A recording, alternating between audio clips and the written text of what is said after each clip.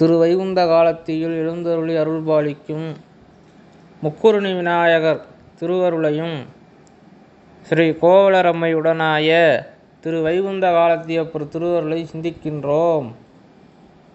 கைக்கும் பிணியொடு காலன் தலைப்படும் ஏழ்வையினில் எய்க்கும் கவலை கிடைந்தடைந்தேன் வெம்மை நாவலைக்கும் பைக்கும் மரவரையான் தந்த பாய்மத யானை 10 திக்கும் பணிநுதற்கண் திருவாளன் திருவடியே. இது மூத்த நாயனார் திரு இரட்டைமணி மாலையில் கட்டளை கலித்துறையில் அமைந்த செய்யுள். இதுடைய பொருள்: கைக்கும் பிணியோடு காலன் தலைப்படும் இயல்வையினில் எல்லாராலும் வெறுக்கப்படக்கூடிய மிகவும் கசப்பான நோய், அந்த நோய் என்னை அணுகாமல் இருக்கவும், காலன் தலைப்படும் இயல்வையினில் யமவாதனை, இந்த உலகத்திலேயே மிகவும் துன்பம் அந்த மாண்டு போகிற சமயம்தான்.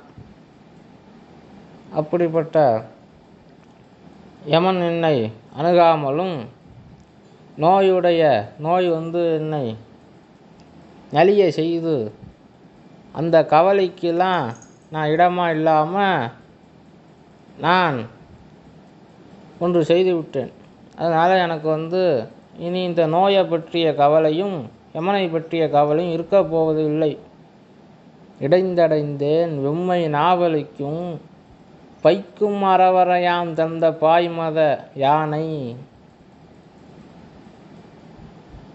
விஷம் பொருந்திய பாம்புகளை அணிந்த சிவபெருமான் தந்த யானை விநாயகப் பெருமான்.